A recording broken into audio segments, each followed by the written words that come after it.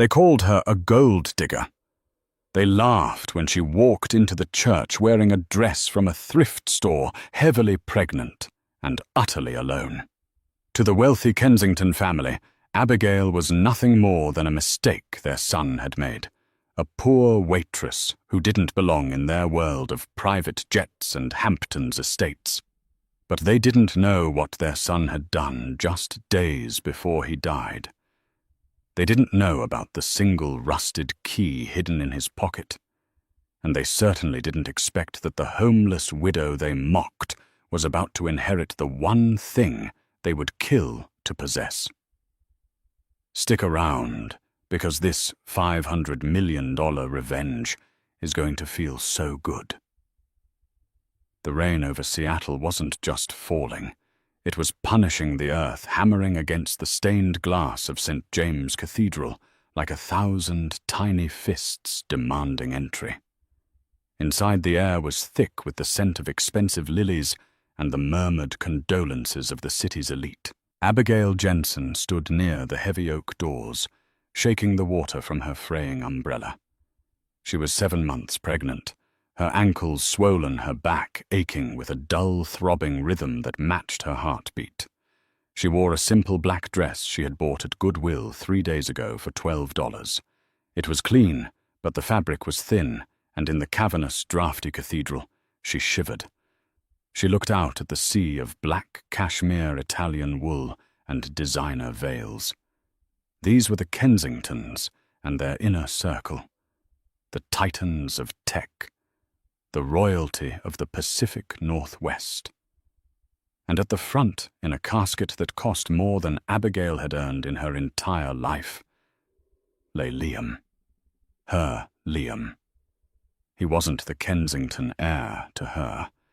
He was just the man who loved blueberry pancakes and forgot to cap the toothpaste. But to the people in this room, he was an asset that had been lost. Abigail took a breath, steeling herself, and began to walk down the center aisle. The murmuring stopped. It didn't taper off. It was severed, replaced by a silence so loud it rang in her ears.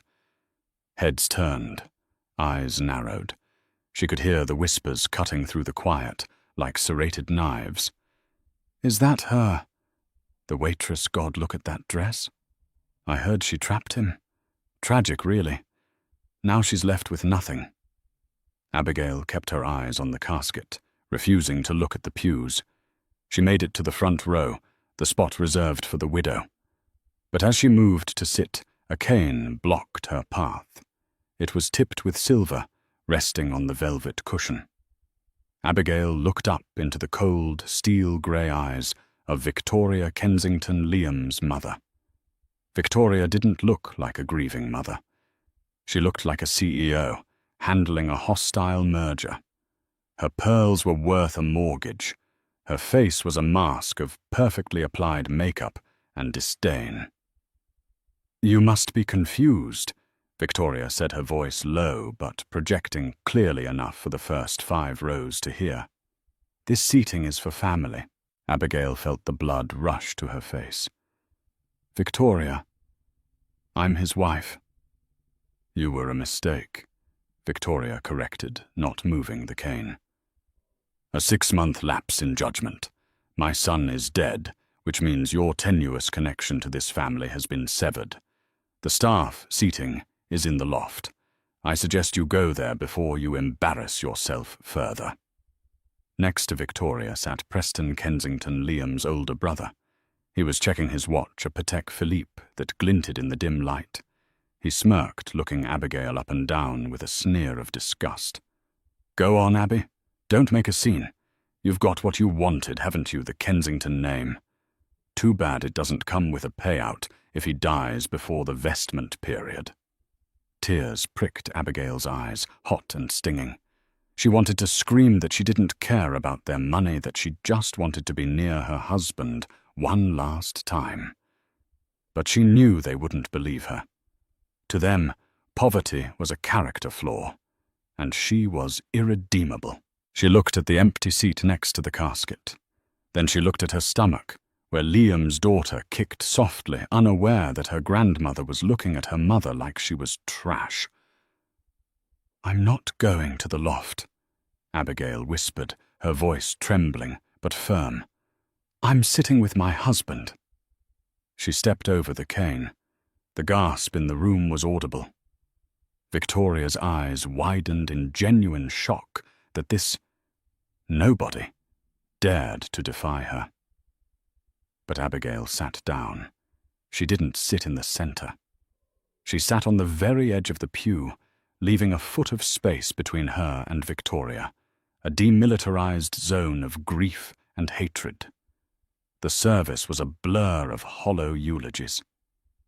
Preston spoke about Liam's potential and his legacy in the company, never mentioning his laugh or his kindness.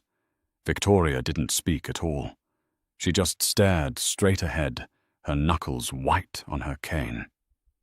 When it was over, Abigail stood up to place a single white rose on the casket. It was all she could afford. As she laid it on the polished mahogany, Preston leaned in, his breath smelling of scotch and peppermints.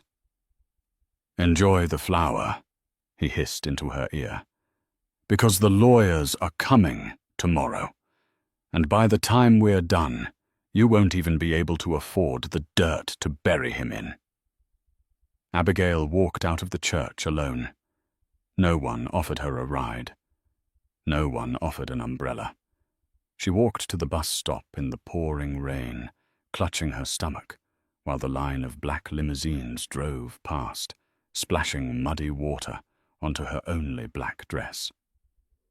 But as she sat on the cold metal bench, waiting for the number 4 bus, a black sedan slowed down.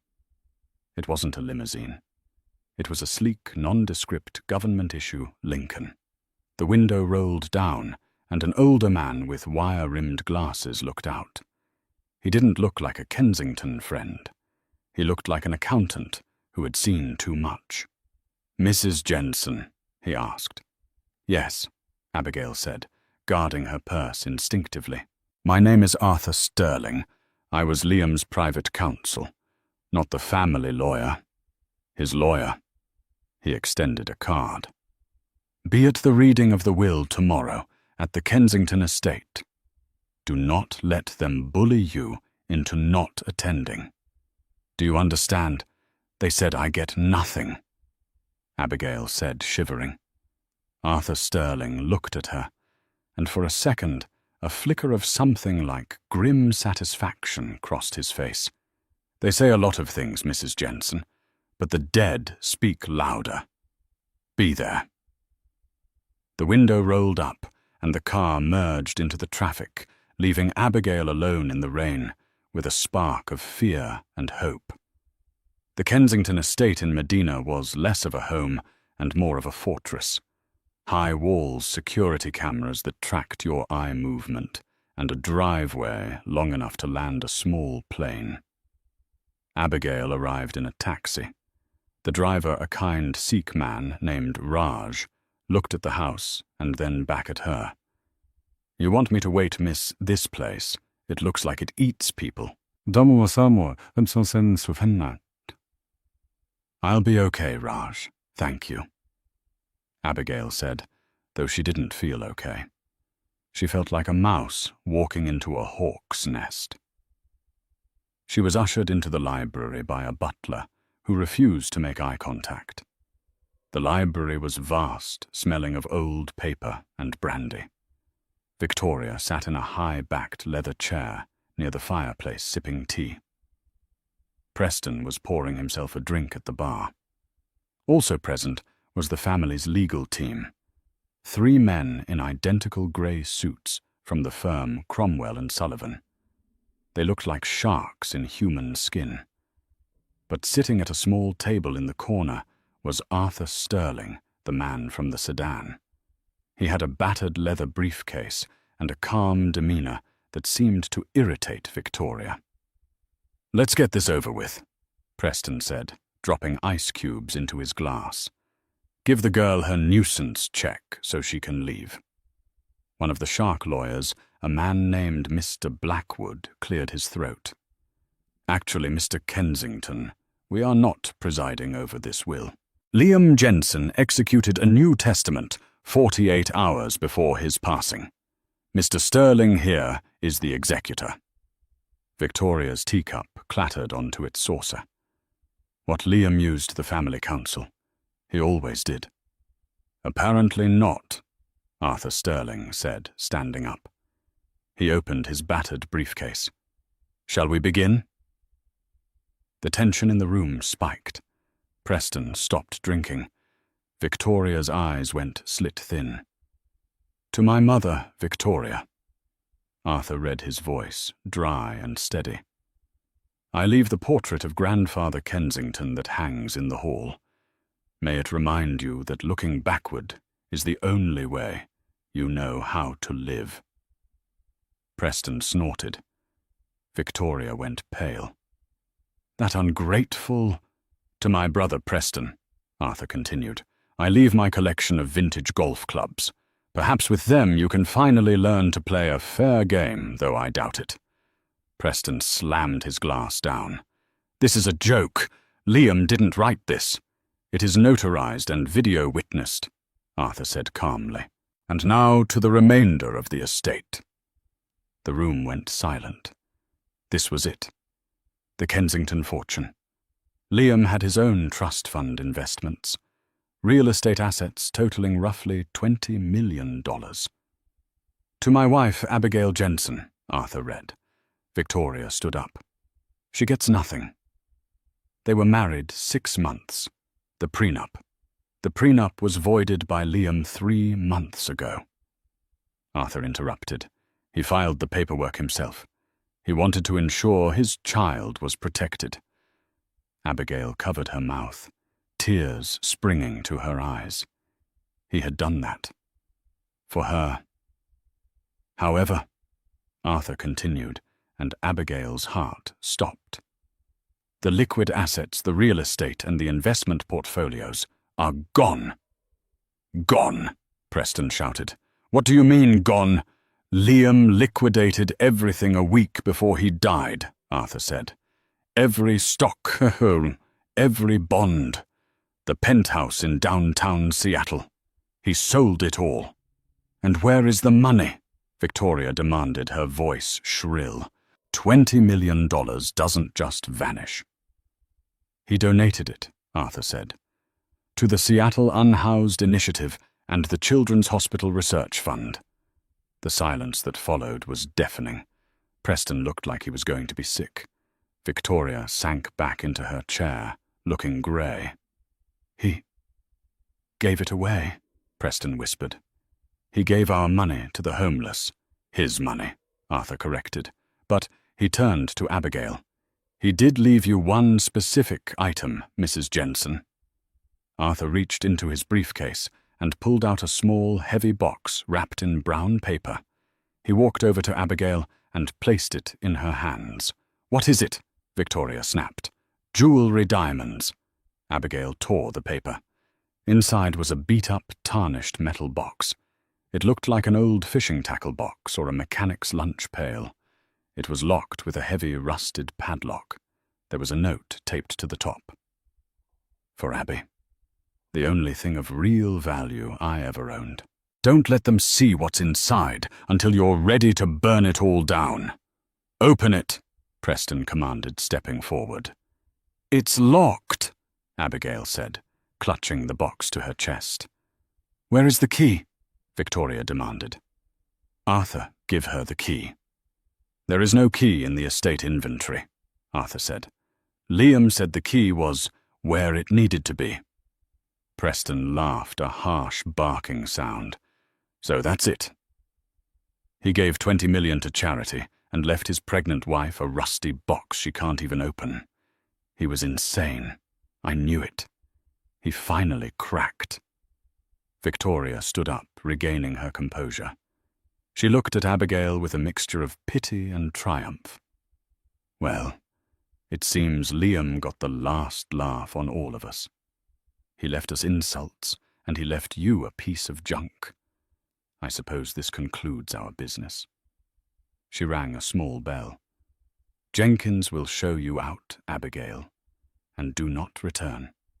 If you step foot on this property again, I will have you arrested for trespassing." Abigail stood up, the heavy box in her arms. She felt a wave of dizziness. She had no money. She had no home. Her lease was up in 2 days. She had a baby coming, and all she had was a rusty box. "Wait," Preston said, eyeing the box. "I'll give you $500 for the box.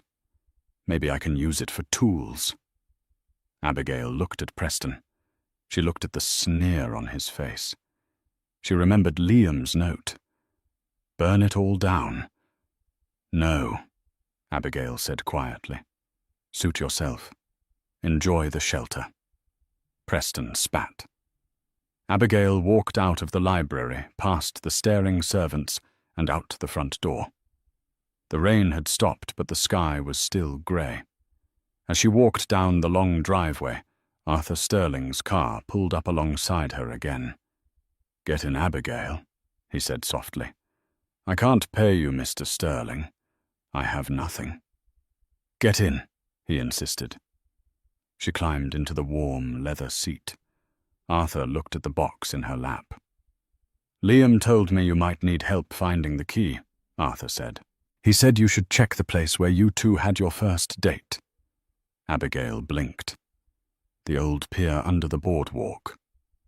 "He said under the loose board where we hid from the rain." Arthur started the car.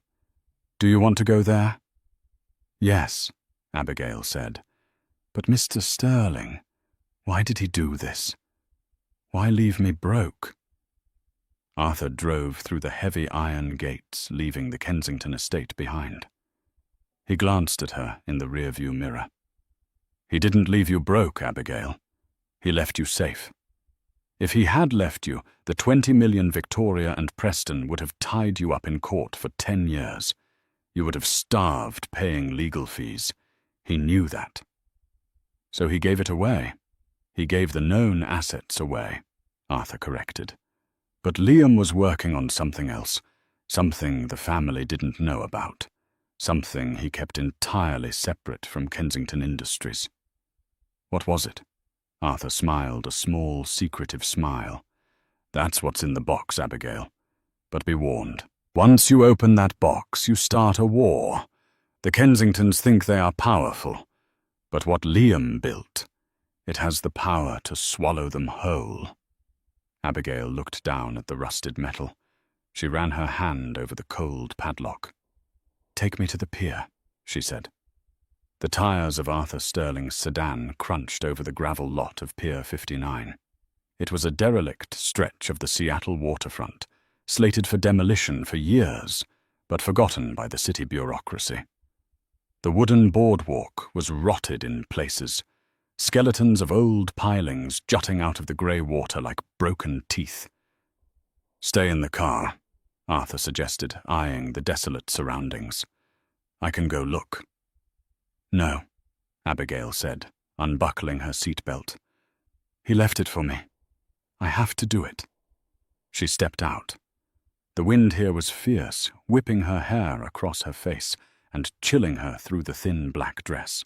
She wrapped her arms around her belly, whispering a soft apology to her unborn daughter for the cold, and walked onto the creaking wood. She remembered the night vividly. It was 2 years ago. They had bought fish and chips from a truck and run under the boardwalk to escape a sudden downpour. They had sat on a dry patch of sand, listening to the rain thunder above them. That was the night Liam told her he didn't care about his last name. "I'm just Liam," he had said, "and you're the only real thing I've ever found." Abigail found the spot near the third support beam. There was a loose plank, slightly warped by years of sea spray. She knelt, ignoring the sharp pain in her knees and the strain in her lower back. She pried at the wood with her fingernails. It wouldn't budge. Panic flared in her chest. What if it wasn't here? What if Arthur was wrong? What if Liam had just been delirious? She looked around and found a discarded metal spike. Using it as a lever, she gritted her teeth and shoved it into the crack. With a groan of rusted nails, the board popped up. Beneath it, nestled in the dry sand and wrapped in a heavy-duty Ziploc bag, was a small brass key. Abigail grabbed it, her hands shaking so hard she almost dropped it into the sand. She clutched it to her chest, letting out a sob that was half laugh, half cry. She hobbled back to the car, soaking wet, and climbed in. "Got it?" Arthur asked. His eyes were scanning the perimeter, checking for followers. "Yes." Abigail pulled the rusty box onto her lap. She inserted the brass key into the padlock. It turned with a satisfying click. She threw back the lid. It wasn't money. It wasn't diamonds. Inside the box sat a ruggedized external hard drive, a thick leather-bound notebook, and a stack of legal documents. On top of the stack was a bank card, black with no name on it, just a chip and a series of numbers. "What is this?" Abigail whispered. She picked up the notebook. It was filled with Liam's handwriting. Diagrams, code, flow charts. It looked like gibberish to her, but the headers were clear. Project Ether, Distributed Ledger, Encryption Protocols. "Arthur?" she asked, handing him the book. Arthur adjusted his glasses and flipped through the pages. His expression shifted from curiosity to absolute astonishment. He stopped the car on the side of the road, the engine idling. "My God," Arthur breathed. He actually finished it. Finished what? Liam wasn't just an executive at Kensington Tech, Abigail. He was their lead architect. But he hated how his family did business, stealing data, selling user privacy to the highest bidder. About 3 years ago, he started working on a side project, a new operating system based on blockchain technology. Unhackable, completely private. He called it Ether. "Is it worth anything?" Abigail asked, touching the hard drive. Arthur looked at her, his face grave. "Kensington Tech is valued at $4 billion, mostly because of their data mining contracts. If Ether is released, it renders their entire business model obsolete. It doesn't just compete with them, it destroys them.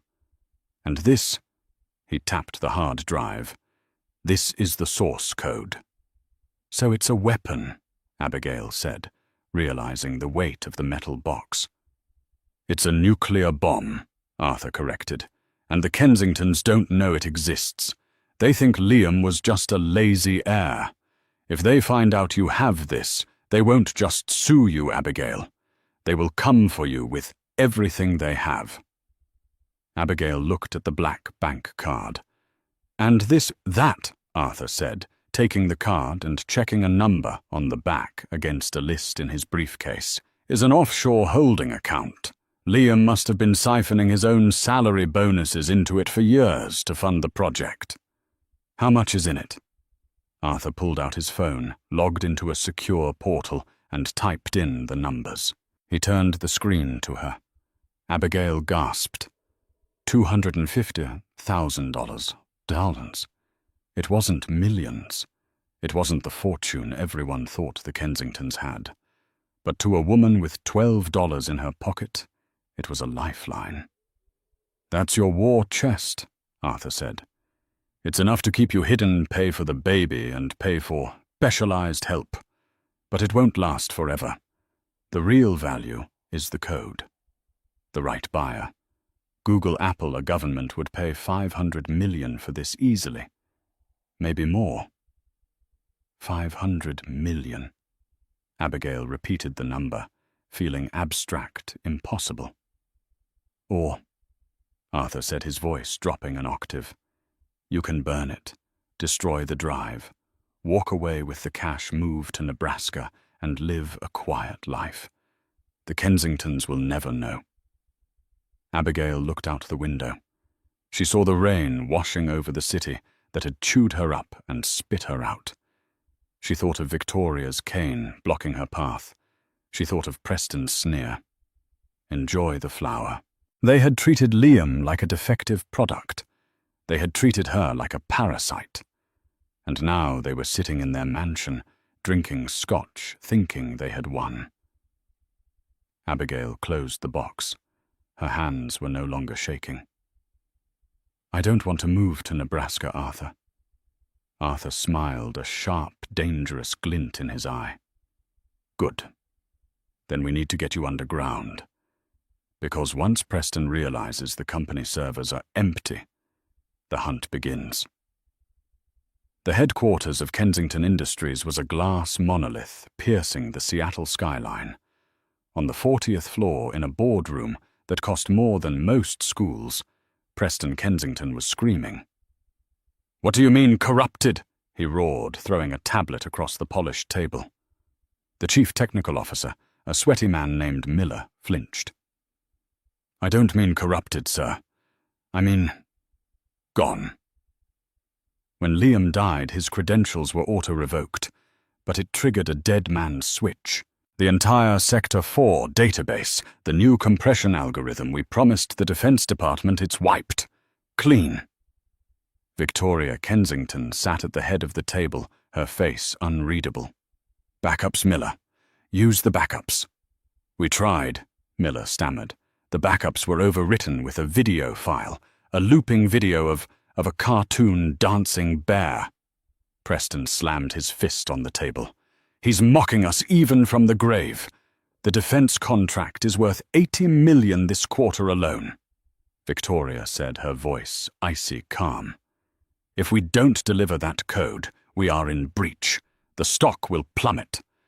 Liam didn't just delete it. Preston realized, his eyes narrowing. He was soft. He wouldn't destroy work. He stole it. He put it somewhere. "Where?"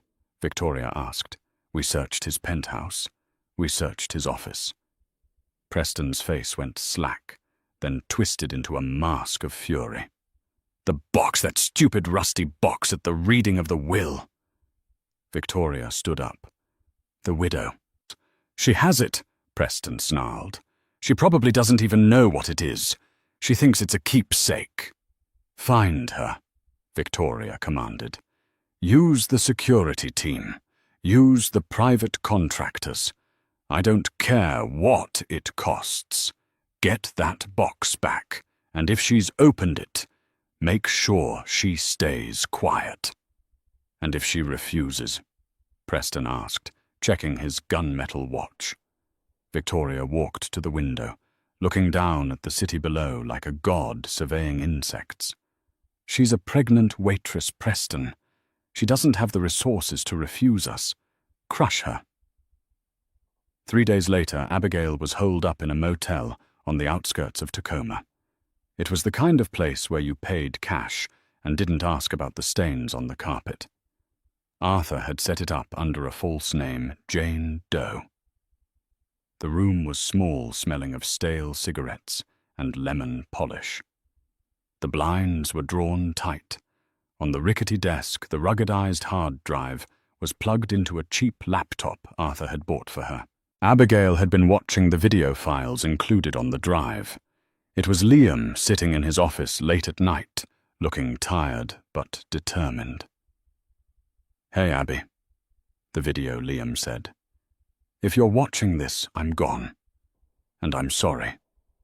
I know my family. I know how they treated you. I built Ether to free us, but I ran out of time." Abigail touched the screen, tears streaming down her face. "Ether isn't just software," Liam continued. "It's a record.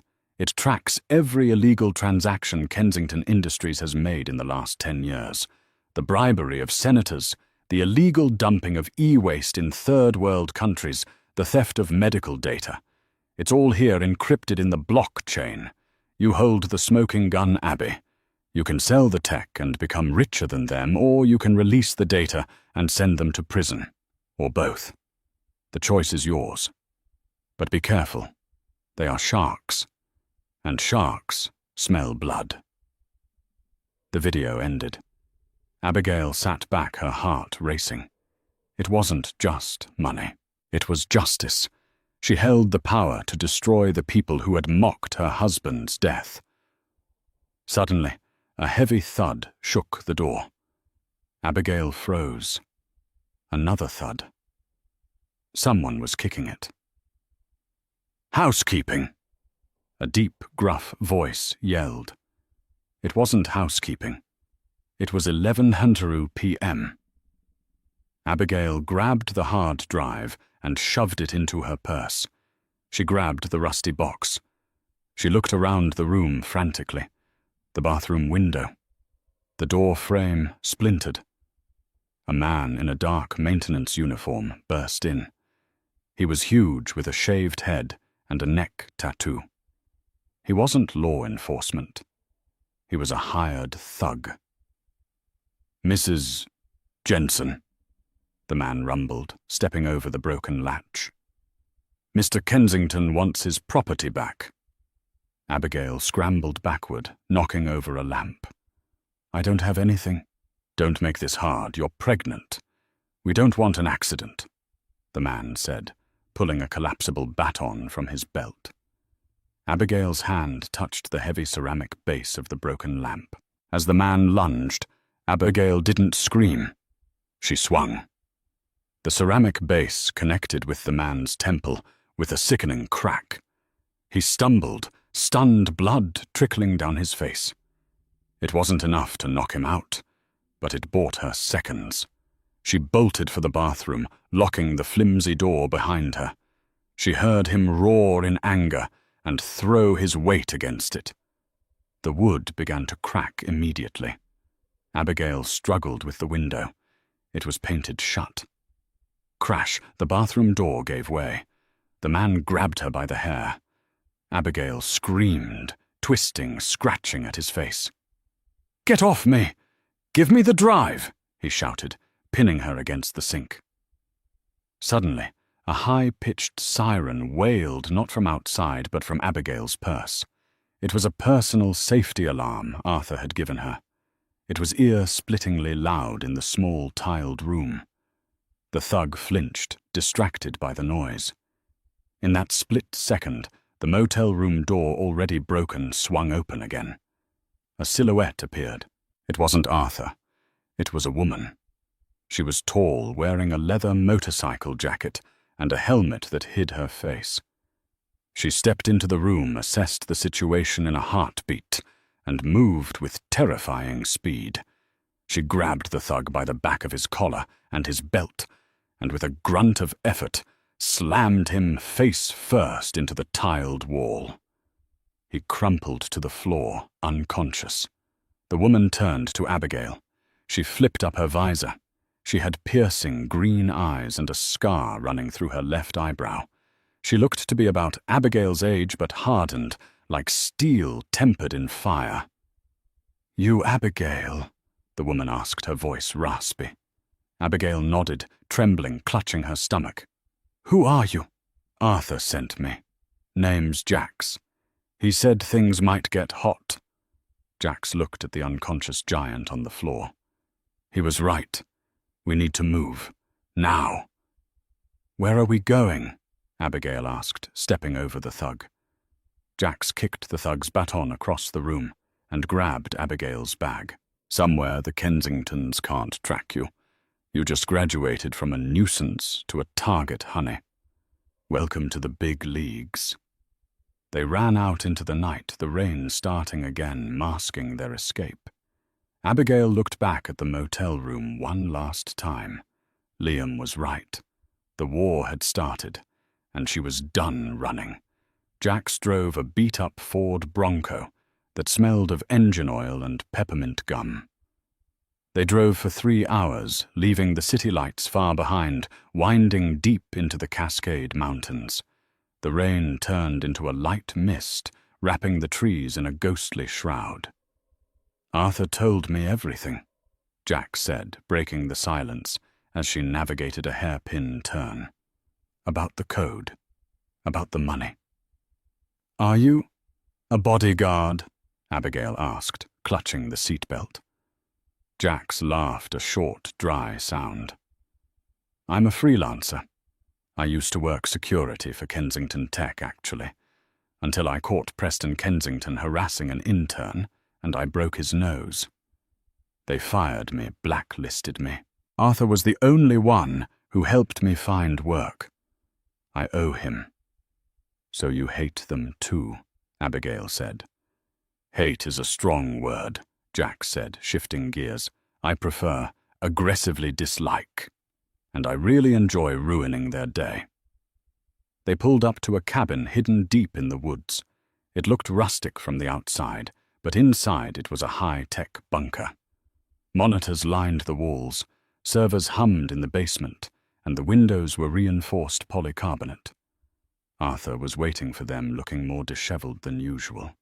He had a pot of coffee brewing and stacks of files spread across the kitchen table. You're safe here, Arthur said, ushering them in. This is off the grid.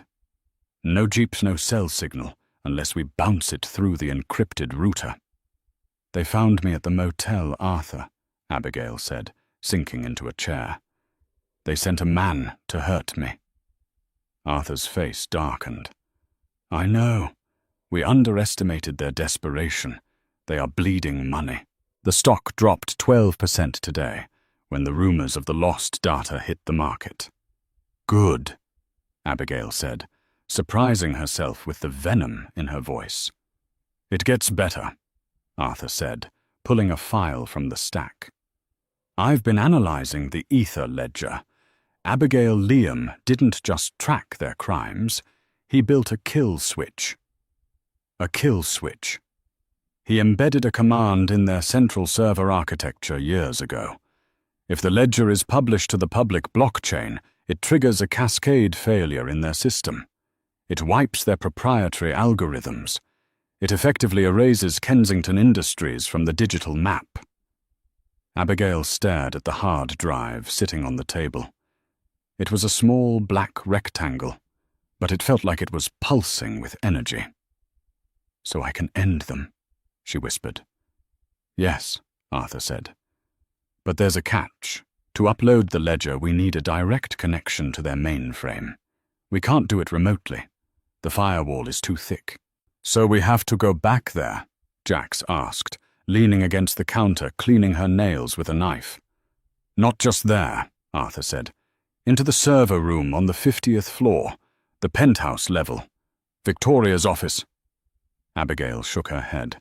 That's impossible. They'll have guards everywhere. There is one way, Arthur said. Tomorrow night is the Kensington Foundation Gala. It's held in the atrium of the headquarters. Hundreds of guests. Senators, celebrities, press. Security will be focused on the perimeter, not the internal elevators. And how do we get a pregnant widow on the blacklist into the most exclusive party of the year? Jax asked. Arthur smiled, pulling 2 tickets from his jacket pocket. Because Liam didn't just leave a box, Abigail. He left invitations. He bought these 6 months ago under a shell company. You and a guest are on the VIP list. Abigail looked at the tickets. They were embossed with gold leaf. I can't go in there, Abigail said, looking at her swollen stomach. They'll recognize me. Not if we change the narrative, Arthur said. They see you as a poor, helpless widow. So don't be that. Be the owner of a $500 million asset. Walk in there like you own the place, because technically you do. Jax grinned. I can get us in, but you need to look the part. No goodwill dresses. Abigail thought about the baby. She thought about the future Liam wanted for them, a future free of fear. She thought of Preston's face when he realized she had won. Do we have a budget? Abigail asked. Arthur tapped the black bank card. $250,000. Let's go shopping. The Kensington Industries atrium was transformed into a wonderland of white orchids and crystal chandeliers. A string quartet played softly in the corner, drowned out by the chatter of Seattle's wealthiest citizens. Waiters circulated with champagne and caviar. Victoria Kensington stood at the top of the grand staircase, wearing a gown of emerald silk. She looked regal, untouchable. Preston stood beside her, looking nervous, constantly checking his phone. "Stop fidgeting," Victoria hissed.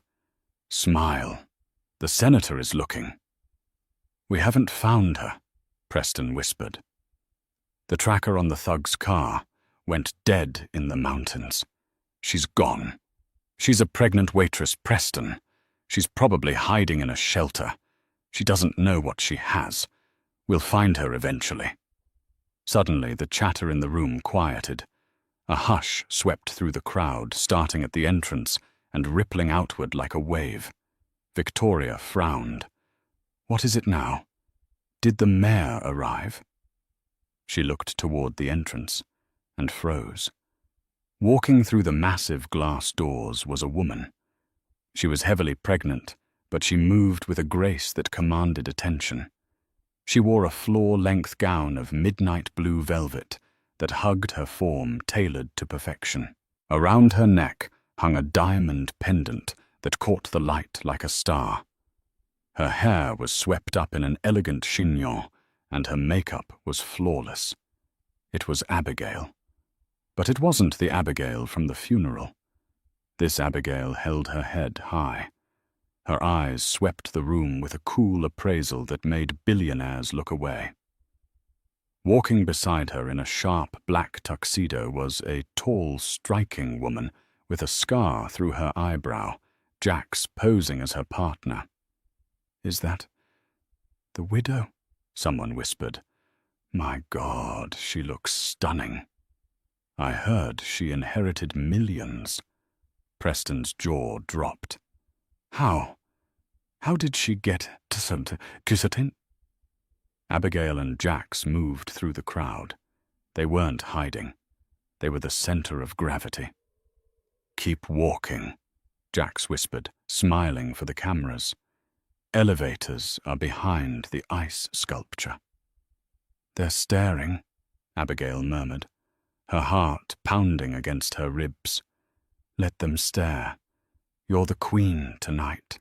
As they neared the center of the room, Victoria descended the stairs, cutting through the crowd like a shark fin. Preston followed close behind. They blocked Abigail's path. "You have some nerve," Victoria said, her voice low and dangerous, though she maintained a fake smile for the onlookers. "Crash my son's funeral, and now crash my gala security." "I wouldn't do that," Abigail said, her voice calm and amplified by the acoustics of the atrium. She didn't whisper. She spoke clearly. "I have a ticket, Victoria, and I'm here to discuss a business acquisition." "Acquisition," Preston scoffed. "You don't have 2 nickels to rub together." "I have something better," Abigail said. She leaned in closer. "I have the key, and I know what's in the ledger."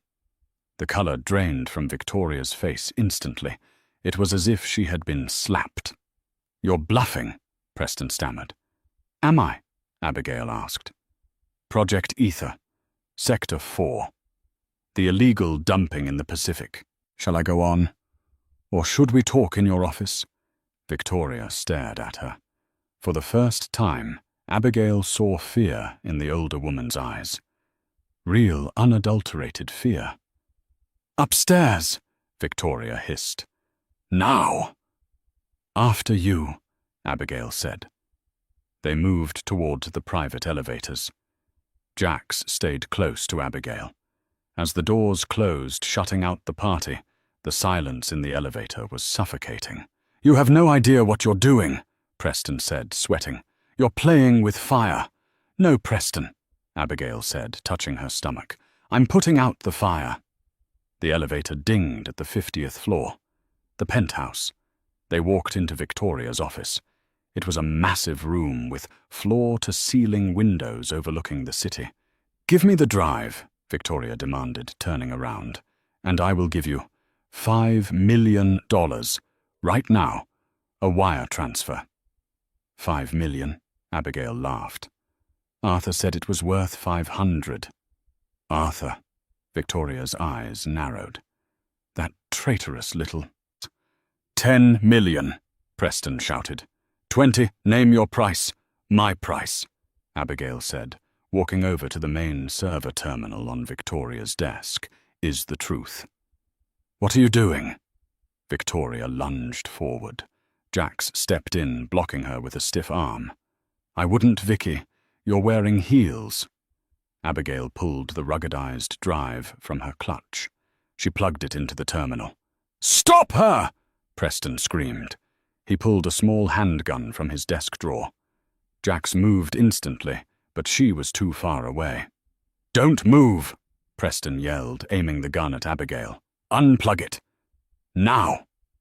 Abigail froze her hand on the drive. The screen behind her was loading. "Ether upload, 10%. Preston put the gun down.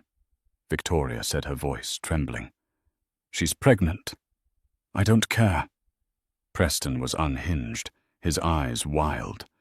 "She's going to ruin us. She's going to take everything.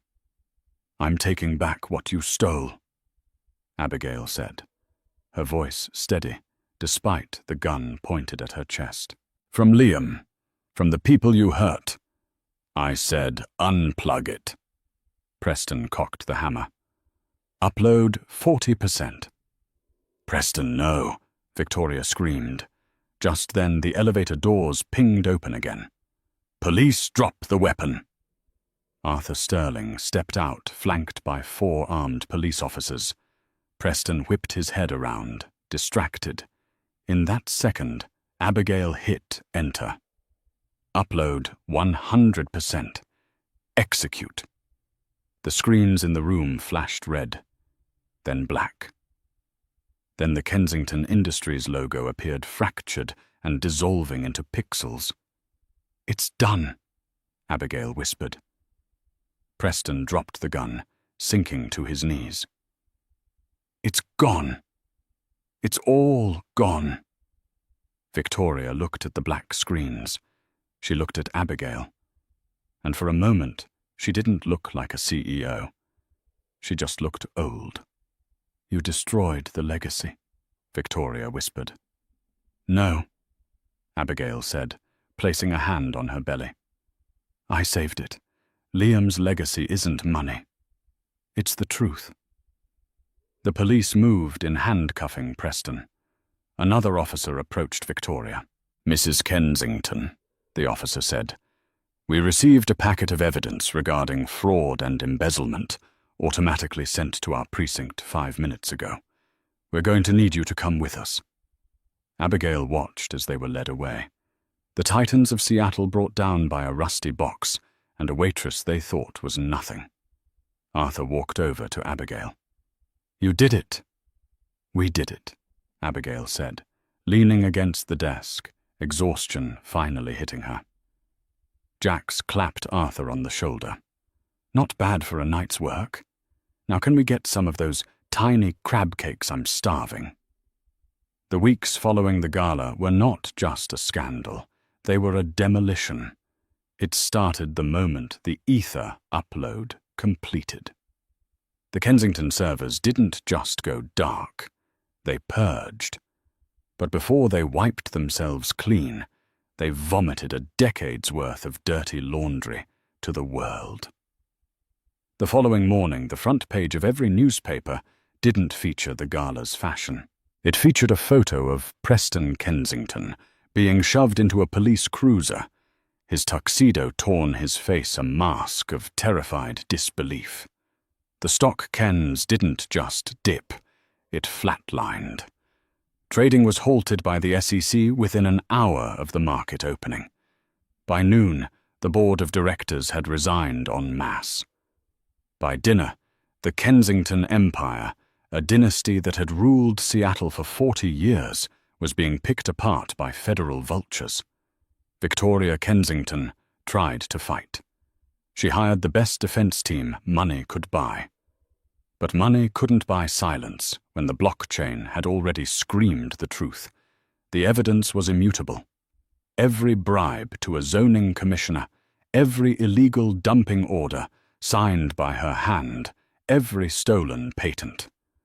It was all there, mathematically proven and impossible to deny. 6 months later, the dust had finally settled, but the landscape had changed forever.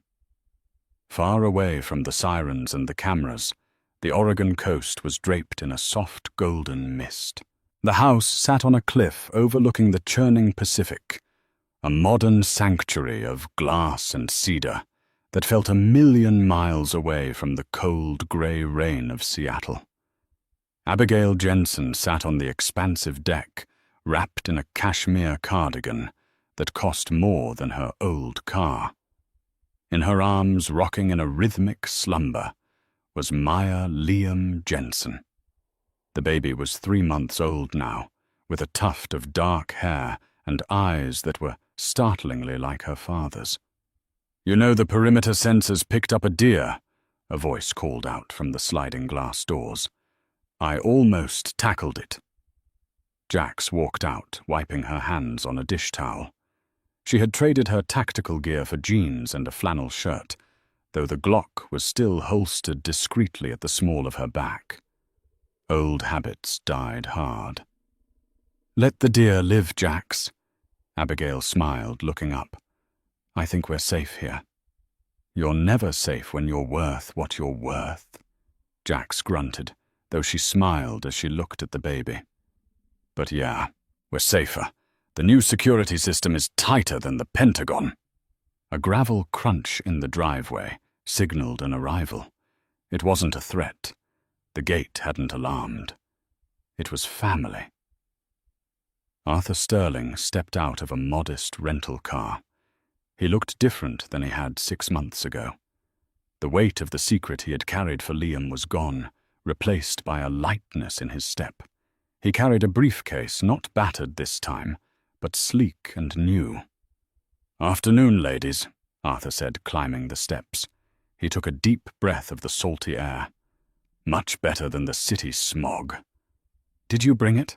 Abigail asked, her voice steady. Arthur sat down at the outdoor table and clicked the latches of the briefcase. "I did.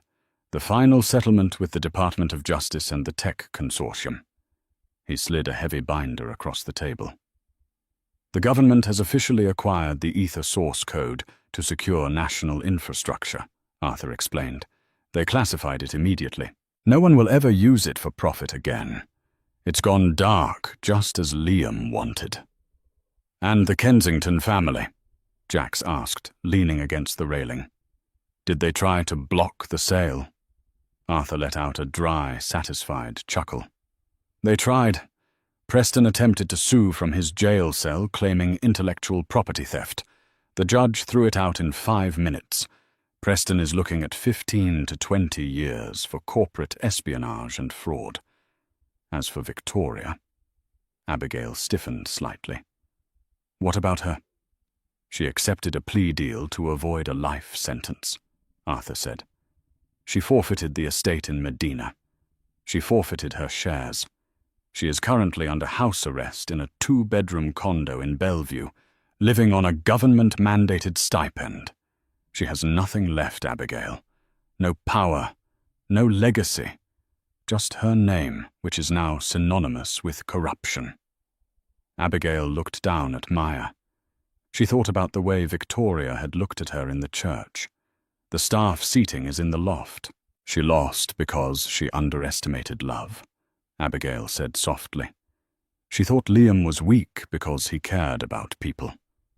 She didn't realize that was the only reason he was strong enough to build Ether. "Speaking of which," Arthur said, pulling a check from the binder. "The financial transfer cleared this morning. After taxes, legal fees, and the trust set up for Maya." He handed the check to Abigail. $325,000, 1,000 Horn. Abigail stared at the number. It was absurd. It was enough to buy countries. "The rest," Arthur continued, "has been deposited into the Liam Jensen Foundation. We have already broken ground on 3 new housing complexes for the unhoused in downtown Seattle, and we fully funded the pediatric wing at St. Jude's." Abigail traced the zeros on the check. "It's not my money," she whispered. "It's his. I'm just the delivery service." "He wanted you to have a life, Abby," Arthur said gently. "A real life. No worrying about rent. No worrying about the next meal. There is one last thing," Arthur added, his tone changing. He reached into his jacket pocket and pulled out a cream-colored envelope. The handwriting on the front was elegant, shaky, and familiar. To Abigail. "Victoria sent this through her lawyer," Arthur said. "She's begging to see the baby. She says she's family." The air on the deck grew cold. Jack stepped forward, her eyes narrowing. "Do you want me to shred it?" Abigail took the envelope. She felt the heavy, expensive paper. She imagined Victoria sitting in her small condo, alone, realizing that the mistake she had rejected was now the mother of the only future the Kensingtons had. Abigail didn't open it. She didn't want to read the apologies of a woman who only loved power. She stood up and walked to the edge of the deck where a fire pit was crackling softly against the evening chill. "She said I wasn't family," Abigail said, her voice strong. "She made her choice in that church." She dropped the envelope into the fire. They watched as the paper curled, blackened, and turned to ash, carrying Victoria's last desperate words up into the smoke. "Family isn't blood," Abigail said, turning back to Arthur and Jax. "It's the people who stand by you in the rain." She looked at Jax, the warrior who had fought for her. She looked at Arthur, the guardian who had guided her. And she looked at Maya, the promise of tomorrow. "I think," Abigail smiled, the tears glistening in her eyes, "that we're going to be just fine." As the sun dipped below the horizon, painting the sky in violent purples and soft pinks, Maya woke up and let out a small, happy coo. Abigail held her tight, listening to the ocean finally free. And that is the incredible ending to Abigail's story. From a widow mocked at a funeral to a woman who brought down a billion-dollar empire, Abigail proved that the most dangerous thing you can do is underestimate someone with nothing left to lose. The Kensingtons ended up with nothing but their pride, while Abigail used the useless, rusty box to change the world and secure her daughter's future. It's a powerful reminder that true wealth isn't what's in your bank account. It's who you have in your corner when the storm hits. I want to hear from you. Do you think Abigail was right to burn Victoria's letter without reading it? Or should she have given the grandmother one chance to see the baby? Let me know your thoughts in the comments below. If you enjoyed this long-form story of drama and revenge, please like the video and subscribe to the channel. I post new stories every day, and you won't want to miss the next one. Thanks for watching.